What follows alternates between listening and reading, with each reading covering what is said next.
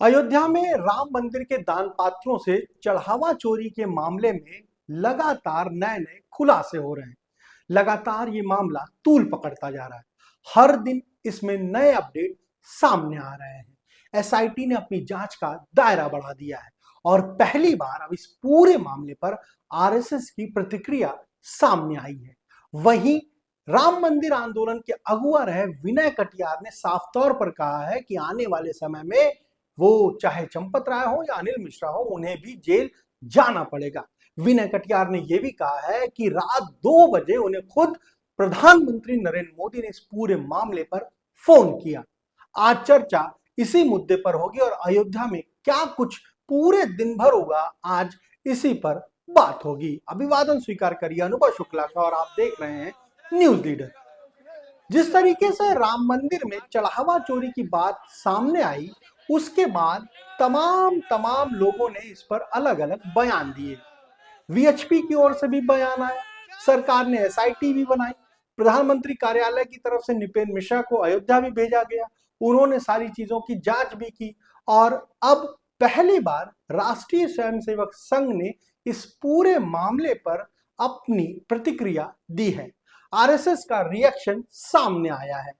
संघ के सरकार्यवाह दत्तात्रेय होसबोले ने एक वीडियो बयान जारी करके साफ तौर पर यह कहा है कि हजारों लोगों के बलिदान के बाद अयोध्या में राम मंदिर का निर्माण हुआ था और जिस तरीके से वहां दान पात्रों में जो चढ़ावा आया, उसकी चोरी की गई, इससे कहीं न कहीं पूरा हिंदू समाज आहत है और उनके मन में कहीं न कहीं सवाल भी उठ रहे हैं। इतना ही नहीं, दत्तात्रेय होसबोले ने तो ये भी कहा है कि सरकार ने जो एसआईटी बनाई है, अब उसे पूरे मामले की जांच करने के बाद जो भी आरोपी हैं उन्हें कठोर सजा देनी चाहिए।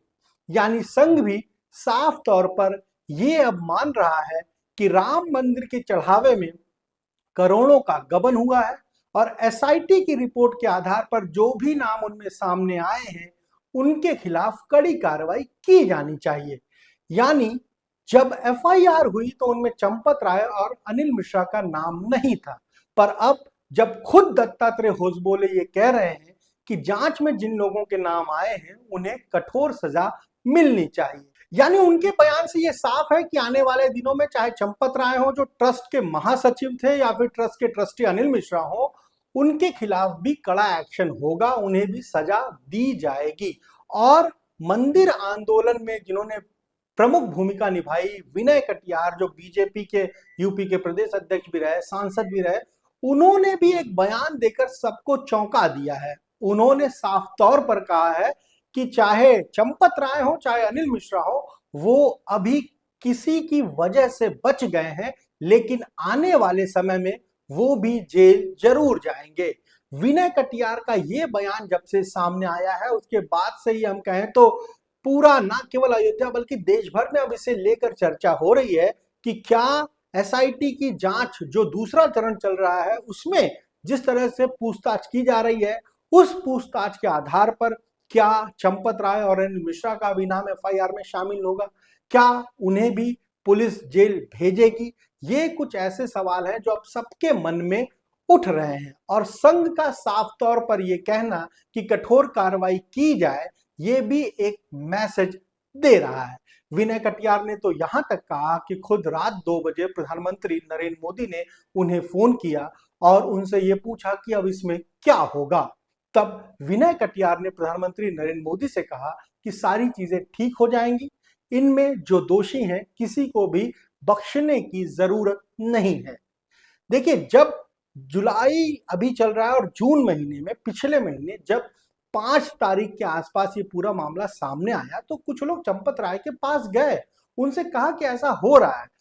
अब वो कह रहे हैं कि नहीं, वो तो पुलिस में गए थे एफआईआर दर्ज कराने, लेकिन दर्ज नहीं हुई। लेकिन जो उनके लोग हैं उनका यही कहना है कि वो शांत रहे, उन्हें लगा कि अपने लोग हैं, कुछ ऐसी बात है, और वो उस पर चुप रहे।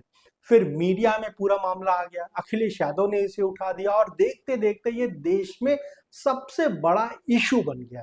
फिर आपको याद होगा जब अखिलेश यादव ने एक्स पर पोस्ट किया, उसके तुरंत बाद चंपत राय का एक वीडियो बयान आया था और उन्होंने कहा था कि नहीं, कहीं पर भी कोई दिक्कत नहीं है, हम लोग ऑडिट कर रहे हैं और उसमें सारी चीजें ठीक है।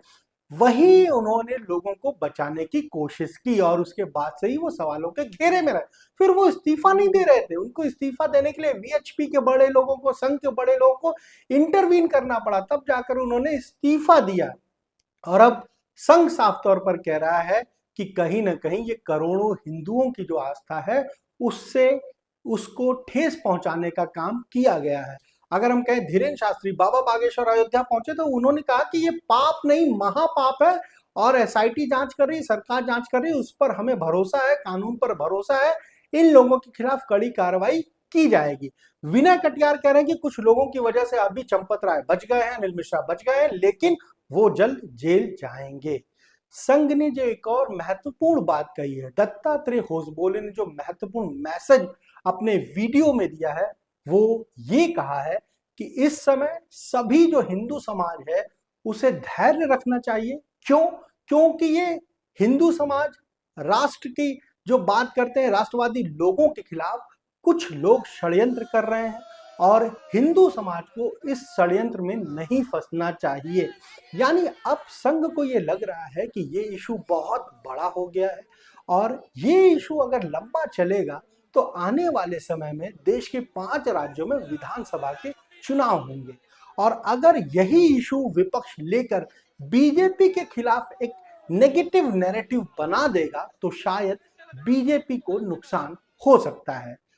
उंगली संघ पर भी उठ रही है, वीएचपी पर भी उठ रही है। ऐसे में अब संघ की तरफ से कोशिश ये की जा रही है कि कैसे इस पूरे मामले को लेकर ये बताया जाए कि जो संघ में शीर्ष पदों पर लोग बैठे हैं वो भी इस मामले को लेकर बेहद गंभीर है और इस पूरा जो हम कहेंगे गबन हुआ या चोरी हुई उसमें वो भी किसी को बख्शने के मूड में नहीं है। क्योंकि पहले ये खबरें आई थी कि चंपत राय लगातार कोशिश ये कर रहे हैं कि वो बच जाए, उन पर कोई आरोप ना लगे, वो एफआईआर में उनका नाम शामिल ना किया जाए, उन्हें कोई सजा ना मिले। एफआईआर में तो उनका नाम आया नहीं। इसके बाद ये जरूर लोगों को लगने लगा कि शायद उन्हें कोई पीछे से बैकअप कर रहा है, कोई बचा रहा है। पर अब संघ भी इस बात को शायद समझ चुका है कि ये मुद्दा बहुत बड़ा हो गया है, पूरे देश में इस पर चर्चा हो रही है, डिबेट हो रही है और इससे जो लंबे समय से जो संघ काम कर रहा है उसकी इमेज को भी नुकसान पहुंचा है। क्यों? क्योंकि आप देखिए तो वीएचपी एक उसका अनुषांगिक संगठन है।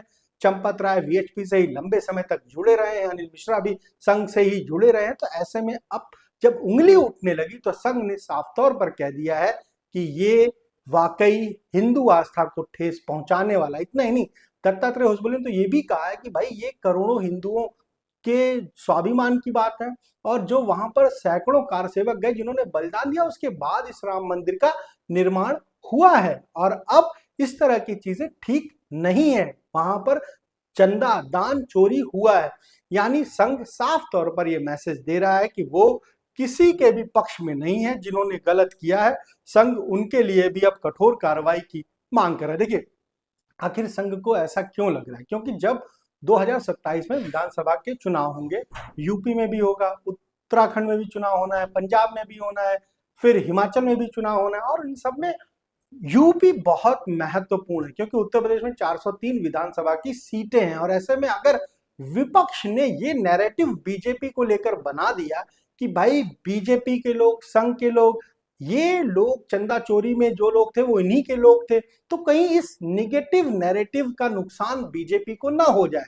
इसीलिए अब संघ भी साफ तौर पर इस कोशिश में जुट गया है कि चुनाव से पहले इस मुद्दे को खत्म किया जाए और ये एक मैसेज समाज में दिया जाए कि संघ इस पूरे मामले पर कितना संजीदा है और किसी भी गड़बड़ी करने वाले के पक्ष में वो नहीं है।